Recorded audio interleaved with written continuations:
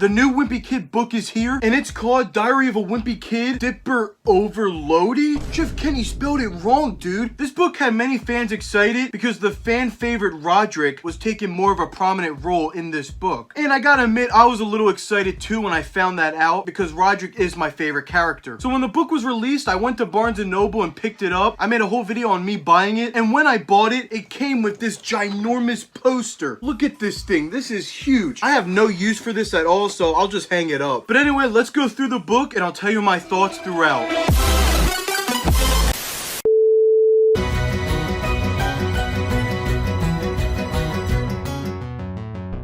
So we open up with a good old classic. Greg's dad is in the back of the line depressed. The next book should be all about the dad, just to make him a little bit more happy. Anyway, we start with Greg telling us the cons of being famous. It makes me think, is Jeff Kenny putting this in the book because of the character, or is he speaking from experience? Like when fans are always taking pictures and stuff, he could actually be annoyed by that. Also, it's cool to see Bill back in the books. For some reason, we don't see a lot of old characters return, like Shirag. I mean, seriously, where'd they go? They just died? But we find out Roderick wants to compete in a competition so that he will win and his band will become famous. Dang, Greg got caught here. I knew he liked guys, but like, geez, you don't have to stare. So Roderick and his band do different things to prepare, like getting outfits and stuff like that. At this point in the book, I was already kind of liking it. It seemed that it was going in a different direction, focusing more on Roderick like it promised and not as much Greg. Obviously, the book series is about him, but it's nice to see something a little different, especially after how many books? 17? And from here, it's basically Roderick doing a bunch of other stuff for Loaded Diaper and preparing. I mean, Wimpy Kid is known for taking something small and stretching it out. You gotta get it to 200 pages somehow. But all of a sudden, they do a Mr. Beast style competition where the last person that gets their hand off the van keeps it. I wasn't expecting that. But the reason they're doing the competition is because Roderick needs a new van because the back doors on his old one don't work and he doesn't have money to fix it. Also, I just gotta say this. How does Greg know all of this is happening? Because obviously it's his journal and he's writing in it. What, did Roderick just tell him every little detail that was happening? I mean, I know it's a book, but poop. So the competition goes on and eventually all of them take their hands off. They almost make you think for a second that they're gonna win, but Roderick didn't see that there was another guy on the other side of the van and he ended up winning. So now they go back to ways that they can get their band out there, with one of them being to post on social media. And I will admit, this part did make me laugh. It's just the mom replying to one of Roderick's posts, but I found it kind of funny. It was the most mom comment ever. So eventually Roderick and the band create an album, and I actually have the poster of their album cover. That's right, I didn't show you guys. If you look on the other side of this poster, it's the album cover that's in the book, so that's pretty cool. And it's in color, so I almost think this side's cooler than the other one. From there, it's just more ways on how they can get their band out there and make them famous. Like they play their song in the store, and they even get a new van for free. How convenient.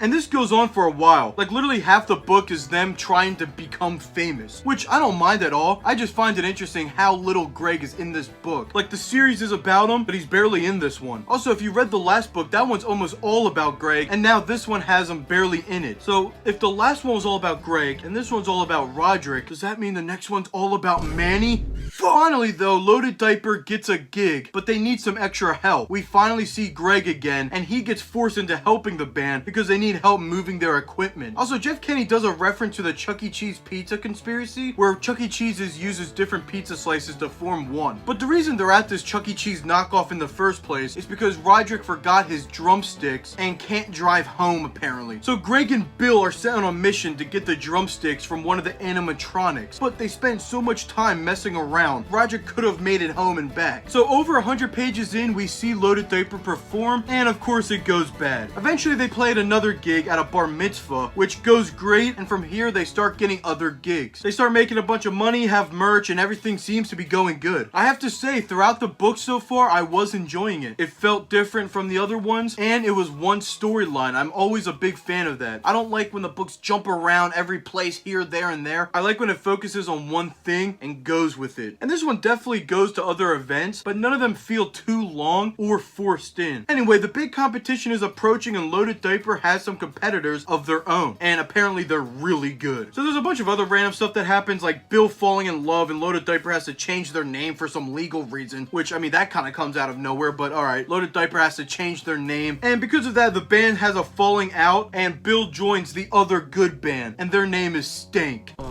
What in the I'm gonna pretend I never saw that. From there, we finally get to the ending.